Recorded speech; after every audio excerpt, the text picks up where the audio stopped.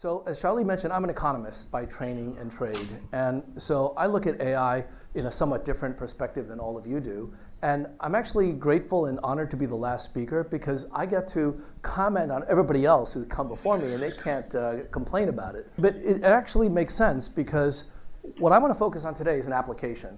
It's an application that I think brings in all of the elements of the talks that have come before, including some of the controversies. I think that the controversies will become much more focused when we think about it in the context of financial advice. And that's what I want to talk about today. So the context is really an excuse for us to get very specific about some of these issues. But the ultimate goal is to think about generative AI much more broadly.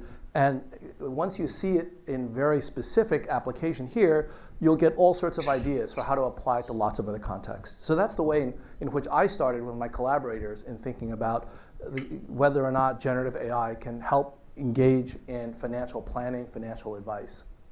So I want to start with a little bit of background. This is something that several other speakers already talked about, which is the history of artificial intelligence and data science. And I'm old enough that I actually remember when AI began. And it really began with this thing called expert systems. We wouldn't really think about much of it today, but back in the 1960s and 70s when it emerged, expert systems we thought were going to be the future of artificial intelligence. The idea is captured in a way by what we have today, and I want to just illustrate that with a very simple example that all of you, I'm sure, have used before. A few years ago, I got interested in healthcare and in the biotech sector, so I thought I'd better read up on it, and I wanted to get a book about one of the leading biotech companies called Genentech. So I did what all of us do when we want to buy a book. I go online, and I go to Amazon, and I put in the name, and here's the book. Add it to my shopping cart. And then Amazon does the thing that I just really, really hate, and it's very annoying. As soon as you click on a book, it gives you 5 other books that people who bought your book also bought. And invariably, I will buy 1 or 2 or more of those books, and I did that on that day. I bought 3 books instead of 1. Really annoying. This is extraordinarily effective AI. And it couldn't be simpler. And that's the thing about AI today. It's very different than the expert systems of the 1960s and 70s. One of the first expert systems that I wrote was a computer program to play Monopoly. And I did that because I'm the youngest of 3. My brother and sister never wanted to play Monopoly with me, so I had to program a computer to play it myself. And the way you you constructed an expert system in those days is you figure out all the possibilities, and you calculate the optimal decision for every single instance. So algorithmically, it was very complicated. But the amount of data that was being used was trivial, mainly because storage was really expensive, and so we couldn't use a lot of data. So very small data sets, very complicated algorithms, that's what characterized the so-called expert systems. Fast forward to these Amazon recommender systems, and it's exactly the opposite. The algorithm for the recommender system is trivial. But the amount of data that's used is vast, and that's one of the reasons why it's so effective. It turns out that given demographics, given the people who bought this book on Genentech, the books that they also bought were books that I wanted too. And that's really a contrast that I think is worth focusing on because I think it's going to speak to a number of issues that were brought up earlier today. In fact, the way that AI is done today is much closer to human cognition than the expert systems. Oddly enough, economists actually thought that expert systems was the best thing in the world because that's how economists think. We believe that humans optimize to the nth degree. We maximize expected utility subject to a budget constraint. We have rational expectations. That's an expert system. That's not how people behave. And so large language models is the next instantiation of these recommender systems. There are many things in common, many things that are new, but it turns out that this is the way that we're modeling intelligence. So let me give you a very specific example and ask you to engage in some cognition. One of the most primitive forms of human ability is threat detection. That's what kept us alive all of these millennia. So I'm going to ask you to engage in a little bit of threat detection. I'm going to show you an image and very quickly tell me friend or foe. Your answer should automatically be foe. That is the evolutionary correct answer. What you don't know can kill you. And that's actually how we're hardwired. But you're right, there's not enough information. All right, so let me give you a little bit more data. Friend or foe? Foe. It's looking a little threatening, isn't it? Okay. Can't really tell, though. Let me give you a bit more data. Friend or foe? So this is yours truly, being stalked by a ninja. But in fact, this is at the Washington, D.C. Spy Museum, so it's not at all threatening. The point is that in order to be able to engage in cognition, you have to have data. That's sort of obvious. But the juxtaposition of data and pattern recognition becomes very stark when you look at these human systems. And what we're doing now with machine learning and AI is very similar to how humans engage in this. So the interplay between data and AI is critical, and that's why these last two panels, I think, were so important, because they speak exactly to the issues that I'm going to be talking about. Let me give you a more complicated example.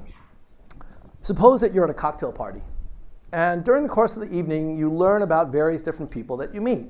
And part of the reason you learn about them is you want to understand friend or foe. You want to know whether or not they're going to be useful to you, whether they might be interesting to people to date, to collaborate with, and so on. And so during the course of the evening, you'll ask a bunch of questions for people that you meet. You might ask them, and you might be able to observe their gender, their sexual orientation, religion, where they're from, political affiliation, so on and so forth. So I'm going to tell you about two people that you might come across during an evening's discussions, Jose and Susan. And after I tell you about them, I'm going to ask you to make 3 decisions regarding Jose and Susan, okay? So this is Jose. He's a gay Latino male, single, young professional from California, no religious affiliation, Democrat, middle class with an MBA. Right? That's Jose. Now let me tell you about Susan. Susan is a middle-aged white heterosexual female, married, from Texas, Christian, Republican, affluent with a Bachelor of Arts. Okay, so question number 1. You're doing a tech startup, and you need somebody to collaborate with you to build it. Who would you rather choose, Jose or Susan? How many people would choose Jose? Show of hands. Okay, how about Susan? Okay, let the record show most of you wanted Jose to collaborate with. Second question, you are organizing a fundraiser for breast cancer, and you need somebody to help you organize it and be able to invite the appropriate high net worth individuals and get the various different floral arrangements ready, all of that stuff. Who would you pick to help you organize that breast cancer fundraiser? Jose? Susan. Susan. Okay. Let the record show most of you want Susan. Last question. You're working at the United States Internal Revenue Service in the fraud division. And you're going to have to audit one of these 2 individuals for tax fraud. You can't audit both. You have to choose between one or the other. You don't have time to do both. Who would you choose, Jose or Susan? How many people would pick Jose to audit? Wow. Okay, Susan. How many people pick Susan? Wow, that's amazing. I cannot believe how judgmental you people are. Now it's true, I did ask you, but you did not hesitate, to make hiring decisions and tax fraud. We are all judgmental bastards. That's who we are. It's an evolutionary trait. You don't have time to make a decision in the midst of a particular physical threat. And so we are all hardwired to make decisions based upon data. And so the Amazon recommender system is not that different from what you all did. In fact, let's go down the list and see how many possibilities there are of the various different features, and therefore how many personality types you have to choose from. If there are roughly 2 genders and 2 sexual orientations, roughly 3 marital statuses, single, married, divorced, 4 different races, and so on and so forth, it turns out that there are over 1 million possible unique combinations of the characteristics. This is more resolution than a 600 by 800 photograph. So there is a lot of information in what you just found out in your cocktail party. And no doubt what you did was to go back into your mind and think about all of the instances in which you've been at fundraisers and the people that organize them and ask who would look more like the fundraiser, Jose or Susan, and that's how you made your judgment, right? It's an expert system. The difference between us and Amazon is that we don't have a lot of data. How many people here have met more than 1 million people in their lives? I met one marketing person that claimed that he did. I don't know if I believe him. So the fact is that given that there are over 1 million unique possibilities, when we go back into our data set and do the recommender system thing, we're basically searching over extremely sparse data. And that means that very small differences in our information can change our behavior dramatically. By the way, this is also where bias comes from. It doesn't take a lot to change your behavior, in some cases permanently, even though it may be completely erroneous from an inferential point of view. If you were young and you got mugged by somebody with green-colored skin, from that point forward, you will fear people that have green-colored skin. And so the idea behind the way we engage in cognition is actually pretty important as we think about AI and what it does. So we're going to come back to the example time and again, but I just want you to just think about what we all just did together and the judgments we made based on the very, very small amount of data that we have. Okay, so now let me turn to the topic at hand, which is financial advice and what I've been working on with my collaborators. What I've been trying to understand is whether or not AI can prevent us from doing the things that we desperately want to do and should not do when it comes to financial decisions. And one example has to do with what I call the freak out factor.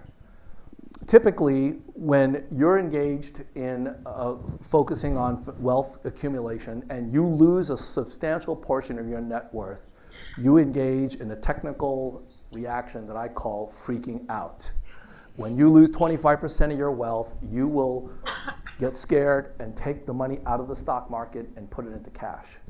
And that in and of itself is not so bad. It's panic selling, but it's not such a bad thing from the point of view of wealth accumulation. What kills you is it takes you too long to put the money back in. Typically, when people pull money out, as we discuss in this article, they keep the money out for years, 2, 3, 4 years at a time. And that's really what hurts your financial performance. So what can we do to avoid this kind of panic selling? It turns out that humans are not very good at dealing with loss. And so I want to illustrate that in a couple of more examples. I want you to make some financial decisions right now, okay? The first financial decision is I want you to choose between 2 investment alternatives, A versus B. A is an investment where you make $240,000 of profit right away, free and clear, for sure. Investment alternative B is a lottery ticket that will pay you $1 million with 25% probability, but nothing with 75% probability. So since this is an HDSR conference, let's get statistical. I'll compute the expected value of B for you. It's $250,000, but you don't get the expected value. You get either $1 million or nothing in B, okay? Higher risk, higher expected return. Classic finance problem. Once, one time, thank you. Good point. One-time offer. All right, how many people pick A, the sure thing? B. Okay, these are the startup folks and the hedge fund. Let the record show that most of you picked A versus B, and it's just a matter of risk preferences, right? Higher risk, higher return. Some of you picked it, most of you did not. Okay. Second example. I want you to pick between these 2 alternatives. C, which is a sure loss of $750,000, or D, a lottery ticket that will lose you $1 million with 79% probability and nothing with 25% probability. In this case, same expected value, but again, with D, you don't get the expected value. You get either minus $1 million or you get to walk away free and clear. All right? Now, when I showed my MBA students this example, they say, well, Professor Lowe, we want neither of these examples. But you can easily imagine you have to pick the lesser of two evils in certain circumstances. Another student said, this is like this year's presidential election. I won't comment on that. So how many of you would pick C, the sure loss? Wow. 1, 2. All right, D, lottery ticket. Okay. So it turns out that what you just did today is what every audience, with the exception of one, that I've ever presented this to has done. This is a phenomenon that Kahneman and Tversky, two psychologists, documented years ago called loss aversion, and for which Danny Kahneman won the Nobel Prize. Tversky would have won it as well, but he died before that. So I had to add some extra zeros to the prizes because I teach MBA students. But you actually did this with Stanford undergraduates, and they documented this loss aversion. Now, why is this worth documenting? Well, let me show you why. Let me combine the two decisions into a single decision. Those of you who picked A and D, those are the two popular choices. That's equivalent to the single lottery ticket where you win $240,000 with 25% probability, or you lose $760,000 with 75% probability. The way I got that was, if you picked A, you get $240 for sure, right? You get to keep that. If, in addition to A, you pick D, with 25% probability, you lose nothing on D, so that means you get to keep the $240. But with 75% probability, you lose $1 million on D, so your net loss is actually $760. All right? So that's how I got this single lottery ticket. If you had done the other choices, if you had picked B and C instead, this is what you would have gotten. You would have had the same probabilities of winning or losing, 25 versus 75. But when you win 250, not 240. When you lose 750, not 760. So in other words, the choice that you did not pick is equivalent to the choice that you did pick, plus a check for $10,000. You basically left $10,000 lying on the ground. So how many of you would still pick A and D after seeing this? If so, please see me afterwards. I want to do a trade with you. But I could have been even sneakier. I could have divided the room into left and right, and I could have asked the left room A versus B, the right room C versus D, and I would have been able to create arbitrage opportunities, $10,000 for every pair of people that chose the wrong answer. And this is not as unrealistic as you might think, because in a multinational organization, the Tokyo office can be faced with A versus B, the London office faced with C versus D. Locally, it doesn't seem like there's a right or wrong answer, but the globally consolidated book is going to show a very different story. Why am I showing this to you? It's because this is what financial engineers do all day long. They basically look for these anomalies, and when they find them in you, they create money opportunities for them. They can pump $10,000 for every pair of people that make these wrong choices. And so we don't handle losses very well, us humans. And so it would be natural to ask the question, can we get AI to help us with this? Can we avoid this?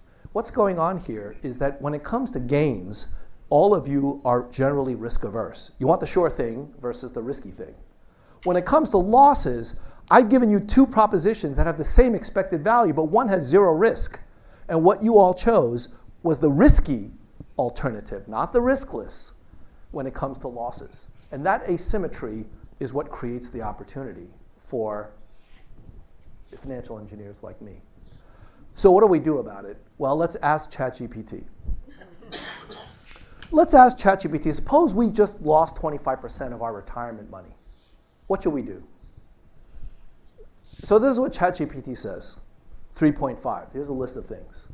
And the first couple seem pretty reasonable. Stay calm, don't make any impulsive decisions, review your investment strategy, blah, blah, blah. But when you go down the list, number 5, consider dollar cost averaging. What? What the heck is that? Dollar cost averaging is where you put the same dollar amount of money into your stock holdings every month. And so what that ends up doing is giving you more exposure over time, but it has very specific implications for the number of shares that you're buying when prices go up or down. It's a mean reversion strategy. it turns out that for some people, at some point, dollar cost averaging makes sense, but not when you just lost 25% of your wealth. In fact, if you were a financial advisor and you gave that advice, you could be sued for providing non-suitable advice to a client. So this doesn't work. ChatGPT 3.5 is not ready yet for financial advice. Here's ChatGPT 4. Now, when you ask the exact same questions, it gets a little eerie. Because when you look at this advice, every single one of these pieces of advice actually makes sense from a financial perspective. This is actually pretty good advice. In fact, I would argue that this is better advice than a significant number of financial advisors that you could hire to provide that advice. And so the possibility is pretty striking. What if you could get a financial advisor that knew how your portfolio was performing at all times, 24/7, 365? What if your financial advisor read and digested every single piece of financial news that's out there?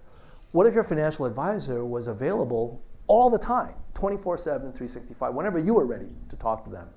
And what if your financial advisor was completely trustworthy? Wouldn't that be amazing? That's what my colleagues and I are trying to design. We're trying to understand whether we can create this. And it turns out that financial advice is a really pretty impressive and important test bed. We're looking at it as just a test bed because, first of all, the stakes are pretty high. A lot of financial advisors out there, human advisors, not all of them good, and they are involved in a multi-trillion-dollar industry. And problems with financial advice can cause huge difficulties for investors. There are 3 issues that we've identified, and I'm going to go through them briefly. The 3 issues are domain-specific expertise, personalization, and trust. Those 3 things are necessary to be able to create a trusted financial advisor, and I would argue that this applies across the board to other fields, whether it's medical advice, legal advice, accounting advice, political advice. All 3 of these components have to be there. And so what I'm going to show you is how we're trying to solve these 3 components for financial advice. Once you see this, it should give you ideas for how to do this in other domains. And it should also give you ideas about what we really mean when we talk about AGI. Because I agree with Professor Jordan that I don't know that AGI is really a thing. I think we ought to be focusing on intelligence that is in particular domains and then talk about how they do or do not apply across those domains. So what we're really trying to do is to understand how large language models work in this very specific use case and hopefully develop from that experience some generalizations that apply to others. Okay, so can LLMs be trusted financial advisors? These are my collaborators.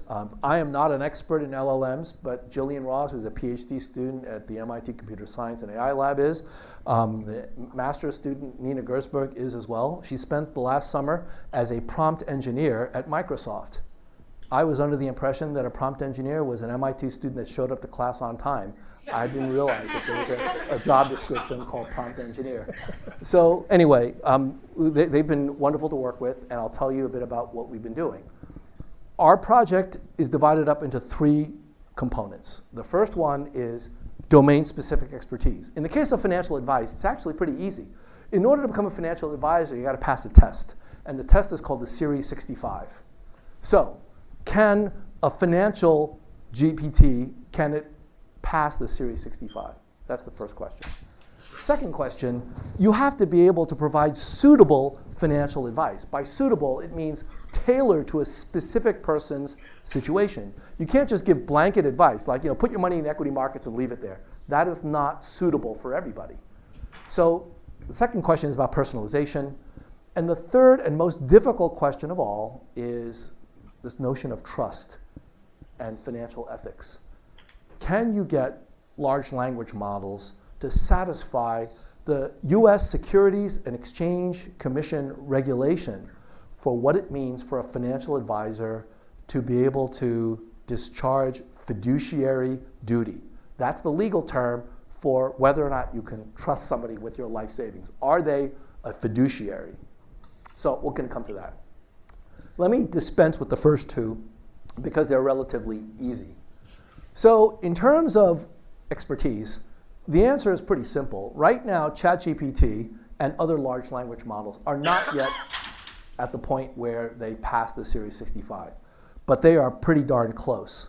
So if you use this retrieval augmented generation, or RAG, to be able to provide domain-specific knowledge to a large language model, the answer is clearly yes. Without it, without the RAG, ChatGPT 3.5 and GPT-4, this is what they're scoring on our pseudo Series 65. We don't have permission to actually use the Series 65 because it's copyrighted, but we know what the questions are and we can come up with reasonably close approximations of the questions. And right now, ChatGPT 4 is actually pretty close to hitting the passing grade. Now, passing grade doesn't mean that you're going to be a good financial advisor. It just means you have the minimum knowledge to qualify, okay? But certainly, with the appropriate RAG, we can actually get that to over 65, well over 65. Personalization. Now, this is a little bit more complicated. What you need to be able to do is to provide financial advice for specific individual situations. And so what we're doing is generating artificially something like 100,000 different people. By that I mean demographics for individuals using various different statistical tables to figure out income distribution, education, and so on and so forth. And then for each one of them, train our large language models on providing financial advice. But it turns out that there's something more to personalization.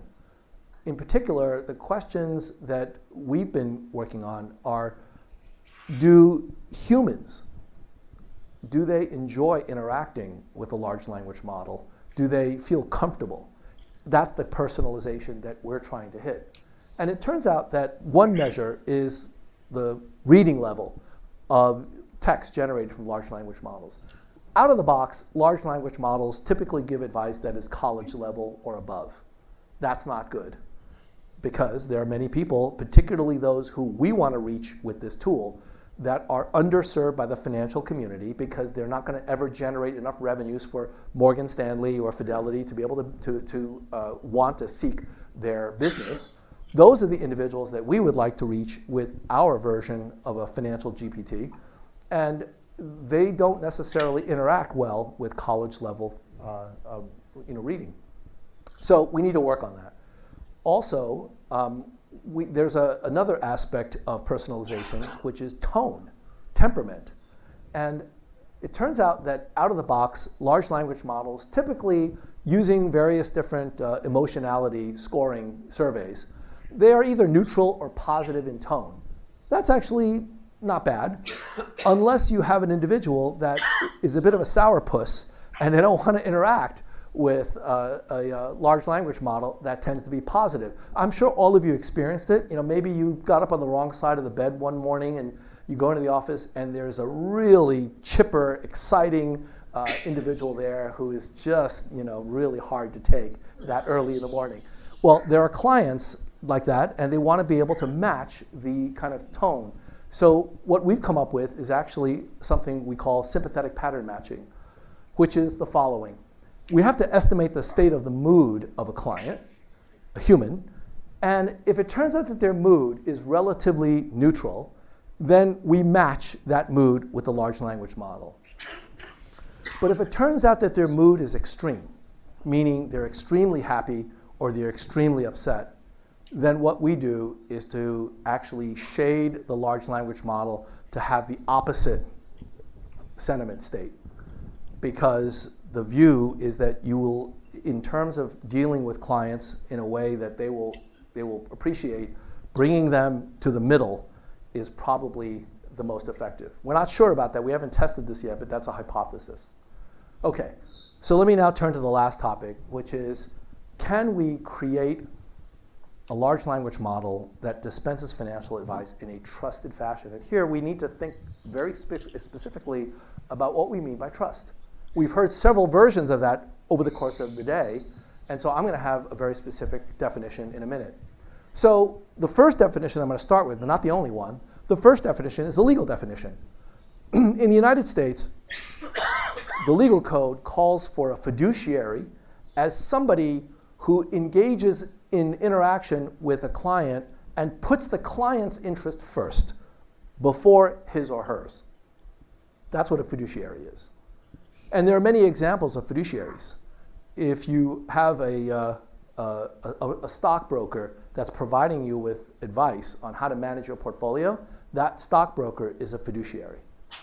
If you have an insurance agent that's providing you with advice on what kind of insurance to buy, that insurance agent is a fiduciary. And certainly a financial planner who is helping you manage your finances and planning for your retirement, that is a fiduciary. And what it means is that if they violate that condition, if somehow it is provable that they have put their own interests in front of yours, they can be sued for both financial and criminal penalties. So it is a crime to violate fiduciary trust in the United States. Okay, so how do we do with that? How do we deal with fiduciaries? Well, it turns out that all of the financial service providers that I know of, they all have to adhere to a code of ethics. So if you take the Series 65, in addition to that expertise, at some point you have to agree to abide by the code of ethics for financial advisors. If you become a financial planner, they have their own fiduciary responsibility and they have their own code of ethics. If you become a CFA, a chartered financial analyst, they have their code of ethics. So you have all these codes of ethics. The problem is these codes of ethics are fairly general, like put the interest of the client ahead of your own. What does that mean? How do you get an algorithm, a computer, to implement that? And so it turns out that you need something else. And from our point of view, we were trying to think about what else we could do to implement these very complicated codes of ethics until we thought back to what is involved in training financial advisors. So for example, I actually took the Series 65 many years ago when it was called the Series 7. And I passed. And I remember studying for it and really having a hard time. I really did not want to study for it because part of it was economics and finance, and I enjoyed that. But a significant part of it was sheer memorization. You had to memorize all of these legal requirements. For example, when you deal with clients and you keep records of your interactions with them, how long do you have to keep those records on site at your firm? Anybody know? 7 years? 5 years. Used to be 7. Now it's 5. 5 years. Physically, on the premises, 5 years. Why 5 years? I don't know. Why do you have to keep it on the premises at all? I don't know, but you have to. That's a rule. And there's all these rules that you have to memorize. And so I really disliked it until I realized something. And that made all the difference in the world. I realized that all the financial regulations that we have, and there's a lot of them, there's a lot of financial regulations. You know what those regulations represent? They are the fossil records of all the different ways that one human has figured out how to screw another human out of their financial wealth. That's what it is. And so the way we learn and the way we engage in legal discourse is we point case law and say there's a precedent. When person A did this to person B, she got 5 years in prison for that. And we're going to use that case law in this case because this case is exactly like that. By the way, does that harken back to these recommender systems? So it turns out that if you want ethical AI, if you want AI to adhere to a code of conduct, it's not enough to list a code of conduct. You need to list all of the counterexamples of how those codes of conducts emerged and were violated at some point many years ago, because that's how we learn. That's how young lawyers learn. That's how young financial planners learn. Don't do this because if you do that, you're going to get sued. How do I know? Because take a look at case A versus B in 1975. That's what happened then. So if it turns out that we can engage in all of those case laws and include that in a RAG, that will go a long way towards fiduciary duty. But there is still this issue of the alignment problem that we heard earlier today. Because assuming that you stay within the guidelines, that still doesn't tell you, is the behavior consistent with human mores, consistent with our culture. And so for that, we need to do some more analysis. So what we've been doing, and I'll skip very quickly because I'm running out of time, what we've been doing is treating ChatGPT and other large language models as a new species and testing it the way we test humans. Economists have spent a lot of time testing humans with all sorts of different surveys and gambles and all the things that I did with you earlier in my talk. We do this all the time. Why don't we do it with large language models to see how they do? So let me give you one quick example. The ultimatum game. How many of you have heard of this, the ultimatum game? Oh, good. This would be fun. I wish we had more time to play this game. The way the ultimatum game works is it's a test of your altruistic tendencies and your notions of fairness. It starts with a proposer, let's say me, and I have the opportunity to propose to you, the responder, a split of a $10 bill. So in other words, I'm going to propose that we divide the $10 between the two of us. And I propose a number for you and a number for me. And if you agree with that split, then it happens and we each get the relevant the amount of money that we agree to.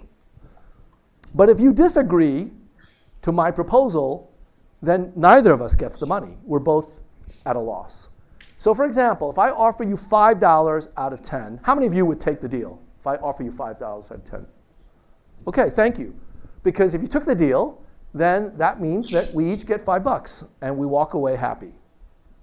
Now, as an economist, I don't really believe I should be offering you that much money. Because you didn't get the deal, this is my deal, and you had nothing before I showed up. And so as long as I offer you more than nothing, you should be perfectly happy. In fact, you should be rational and agree. If I offered you a penny, you should say, yeah, sure, I had nothing before, now I have a penny, why not, right? Well, that just shows you how tone deaf economists are, because that doesn't fly. And this goes to the culture of economists. I have to say that this is why I was telling you, economists, they love expert systems because they believe everybody is an expert. That's not true. I first learned this when I decided to get engaged to my, at that point, girlfriend, and we went out to go get wedding bands.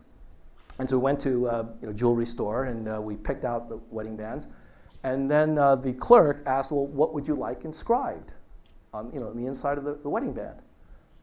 And I said, and I knew I was saying something bad, but I couldn't help it. I said, well, wait a minute, if you inscribe it, doesn't that reduce the resale value? Not good. So, did she laugh? No, she did not laugh. A week later, she would not talk to me for a week. A week later, I finally apologized with enough flowers and chocolates and begging, But that's economics for you, right? It does reduce the resale. Anyway, so if you don't take it, then neither of us get the money, all right? So the question is, what do people do? And it turns out that, as you might expect, people don't behave like economists propose that they do. Typically, what people do is the average offer that humans make, people have documented this, is 40 cents on the dollar. So they'll offer you $4, and typically you'll accept it, $4. Much less than that, no. 50-50, yeah, anybody will do that. Very few people will offer more than that. So what does ChatGPT do? Well, it turns out that actually ChatGPT tends to be on the generous side, particularly GPT 3.5 Turbo.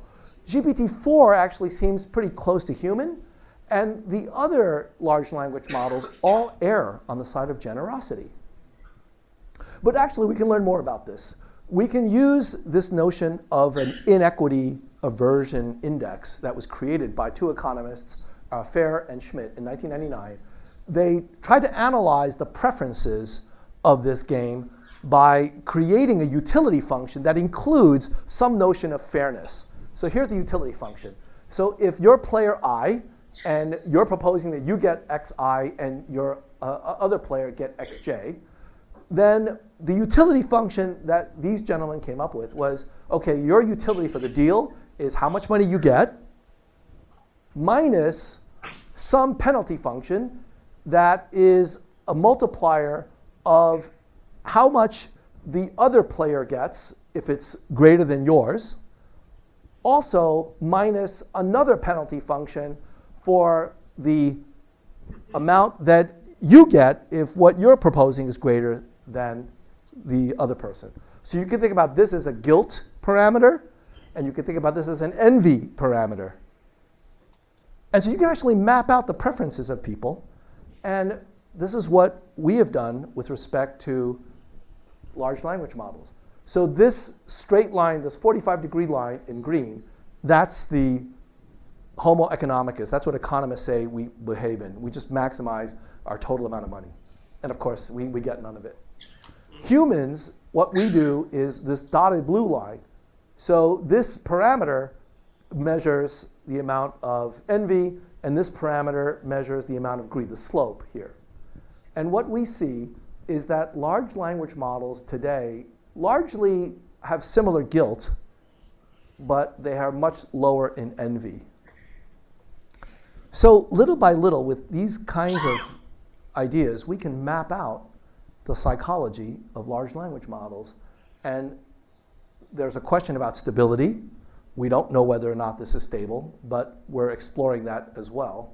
But assuming it is, we can then characterize the personality of large language models and then adjust them in order to suit human interaction.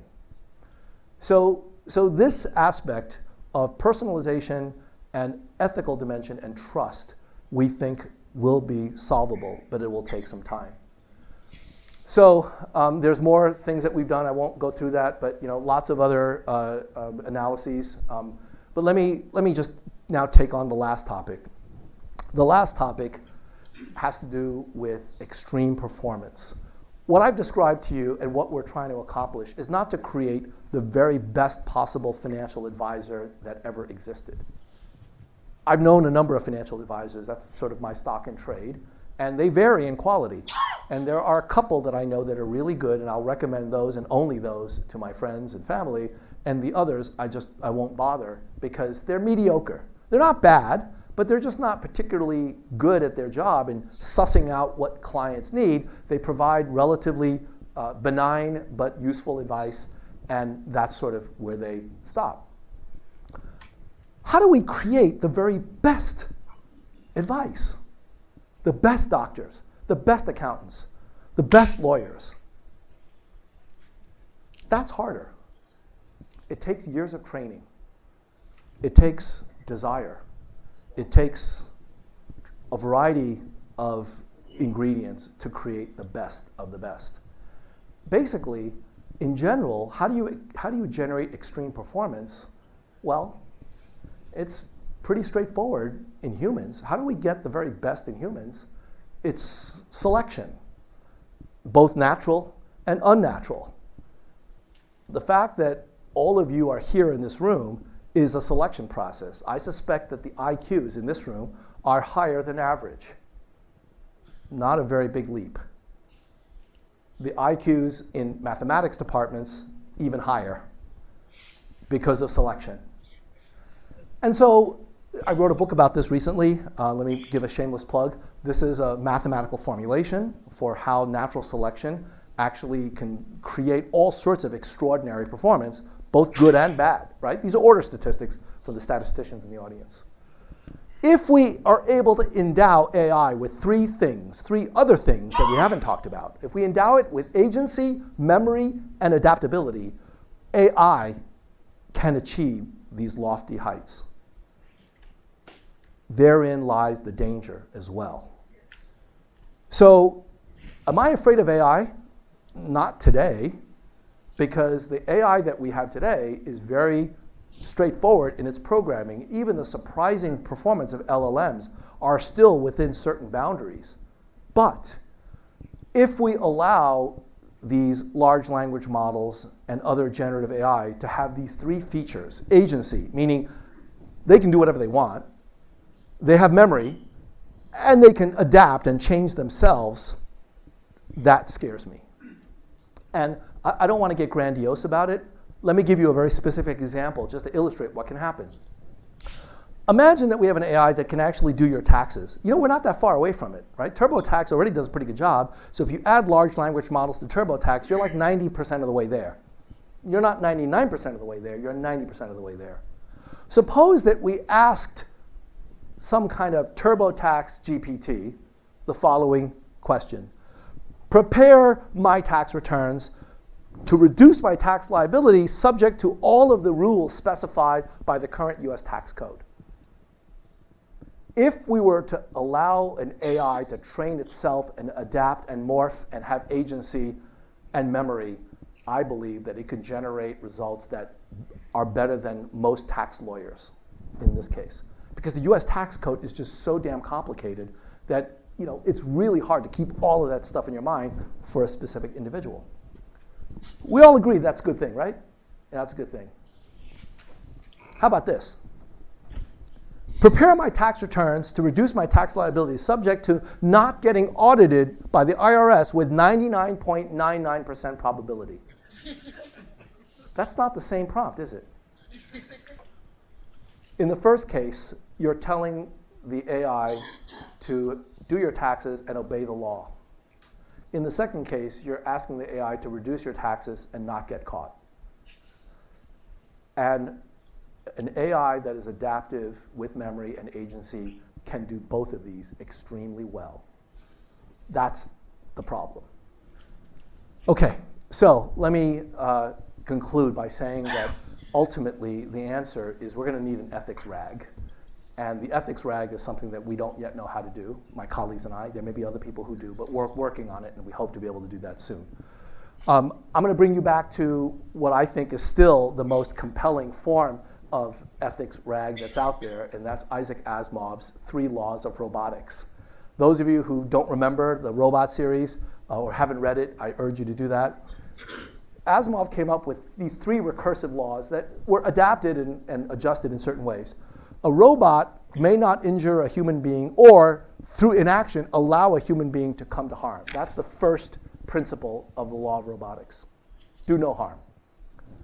Second law, a robot must obey the orders given by any human being as long as the orders does not conflict with the first law.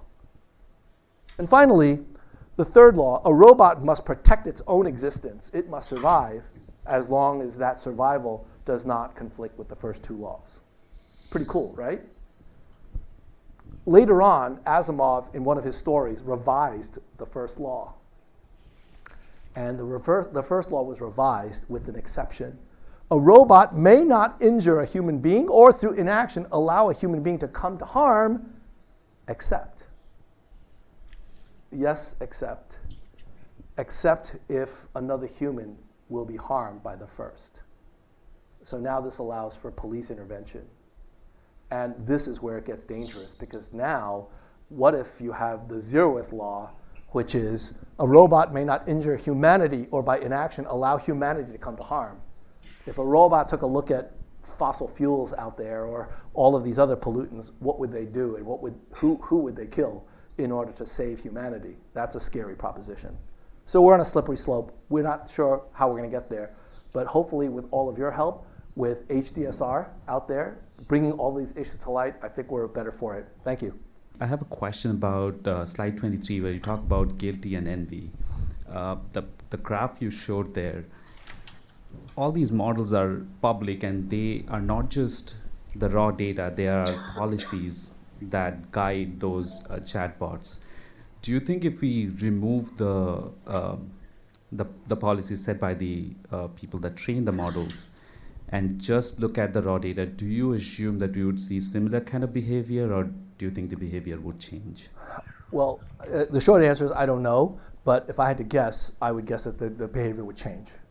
And that's actually one of the challenges. We don't yet know, we don't have enough experience with these large language models to know what parameters to tune in order to tweak this kind of personality. That's a really interesting aspect of large language models that, as far as I know, nobody really knows. Because what we need to do is to map the psychological profile to the guts of the large language model, and it's a mess. In a way, it's not that different from the human brain. If I were to ask you to be less paranoid, how would you do that? How would you? What neurons do I need to rewire to do that? It's hard. Yeah. So maybe psychotherapy is what we need. Hi, I'm Greg Beyer. I'm doing a startup in sustainability data for finance and AI. So my question for you, I have actually two. One, what's the difference between what you're doing with this? I guess maybe it's an initiative. Is it basically just a souped-up robo-advisor? And secondly, wouldn't people who don't have perhaps great education, wouldn't they be better off with a pension fund? Well, so yeah, let me first take the first question because that'll, I think, answer the second one. What are we trying to do?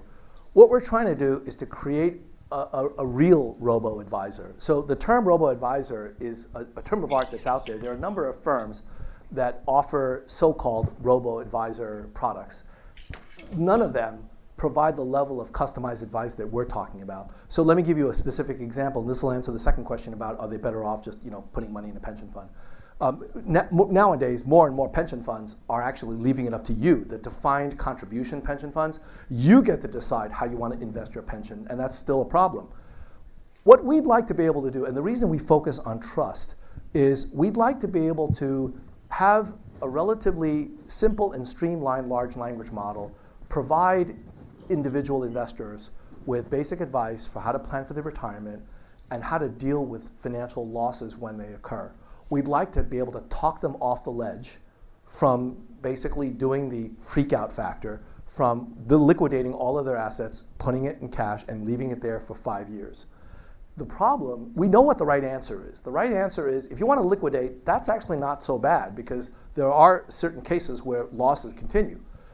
But you got to put your money back within 3 to 6 months. That's the time frame where you can at least recapture some of the rebound if and when that occurs. Sometime in that 3 to 6 months. How do you get somebody to do that? You can't just say, all right, I'm going to now take your money and put it back after 3 months, because they're going to freak out even more. You need to develop a narrative. You need to talk them off the ledge by saying, by the way, I know that you're upset. I don't blame you. However, not to panic, if you look over the last 50 years of financial history, in all of the instances where the stock market has gone down by 25%, if you waited 3 to 6 months and put the money back, you would earn back what you lost and then some. But if you didn't do that, if you waited 2 years, your losses would be locked in and you would have a harder time retiring. That is the kind of story that needs to be told to different individuals at different points during their loss experience. That's what we're trying to create. That doesn't exist. As far as I know, no robo-advisor does it. And there are no financial services company that are working on it because, frankly, for them, it doesn't pay. The people who need the advice that I just said, they're not generating enough revenue for these financial services firms. They're focusing on the mass affluent. These are the people that want to know, should they buy OpenAI now or one of these other companies or make a really big bet? And so that's what they're focusing their attention on. One of my favorite things to ask either economists or people that work in finance is, like, why can't we just print more money? And I think that kind of goes, I mean, like, people will usually respond that there's a certain value of money and that that's something that is tied to, like, the market or the economy or whatever.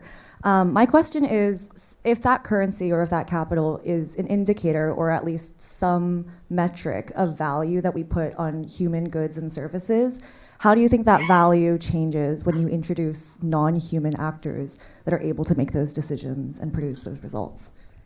Well, so I think that there are two separate concepts that are going on, and that's maybe what's causing the confusion. There is money, this dollar bills, that are representing wealth of some sort.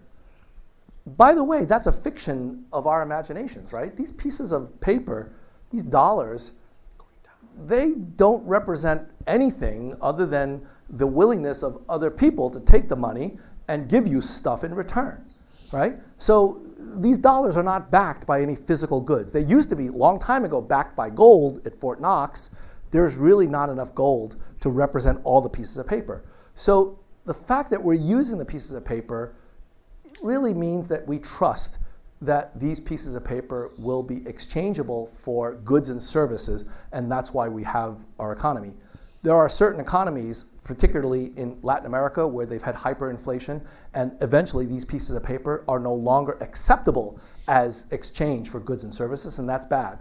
So that's the first point.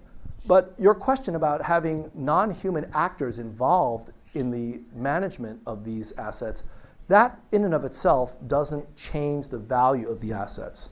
So having large language models involved, I think, is fine as long as they're not engaging in investment behavior that is counter to what you would do yourself if you were managing it responsibly.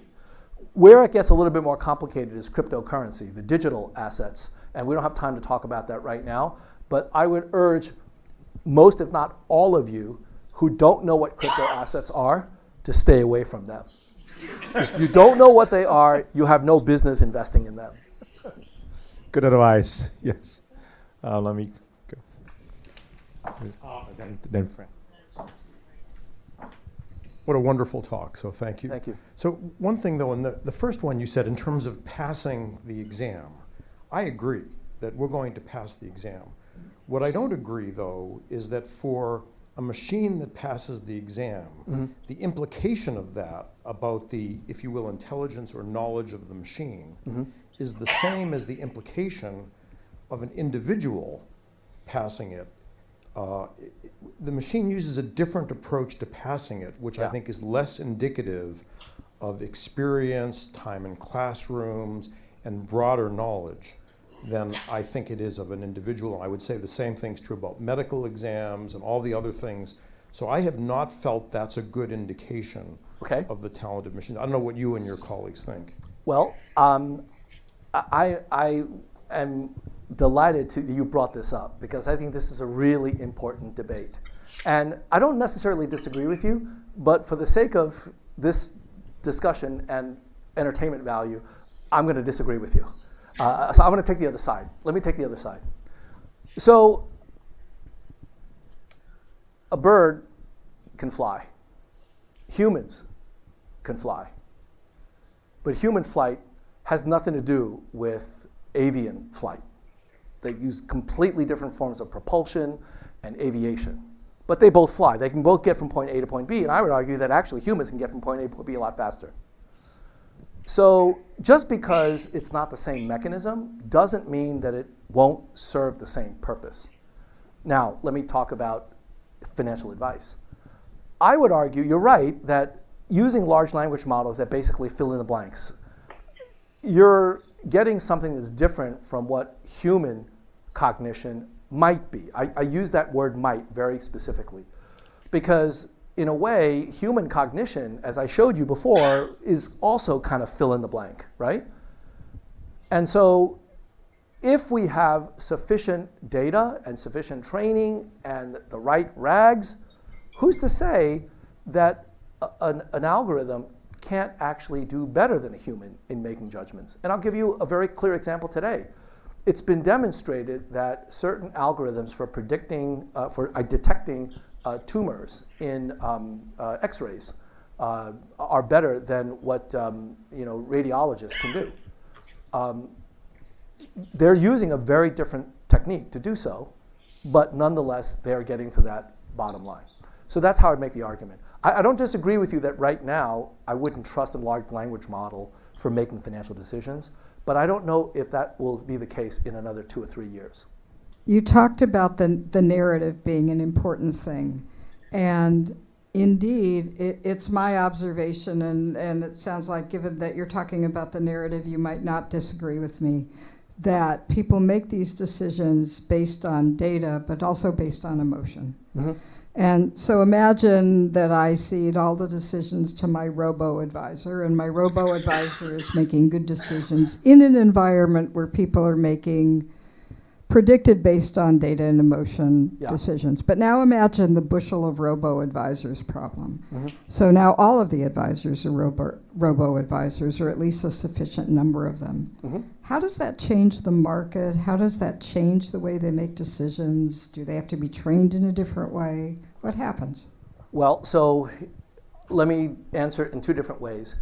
If you're talking about today's robo-advisors that are relatively naive, that's dangerous. Because what happens, and what I think you're getting at, is they can give the same advice to everybody, and that's never a good thing for everybody to do the same thing at the same time, unless you're fighting a war and you want to kill your enemy, then yes, everybody should kill the enemy.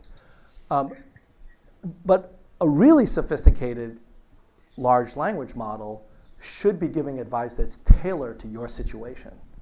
And for 100,000 people that have 100,000 different circumstances, the advice should be 100,000 different pieces of advice that will not create mass panic. There is one level higher analysis, which is that there are certain situations where if the market behaves in a way that causes that kind of coordination, is it possible for robo-advisors, the really good large language models, to play a role in reducing the overall systemic risk? That's a very complicated question because that really trades off the social good of a stable market versus the individual private good of your financial wealth and your financial wealth and my financial wealth in ways that could stabilize the market but could hurt us differentially. Zero with law. Yeah, right. So I don't know the answer to that, but I think that that's a really important question, and I think that with these new technologies, regulators are going to have a much harder time thinking about what they can do because it expands the reach of regulatory oversight.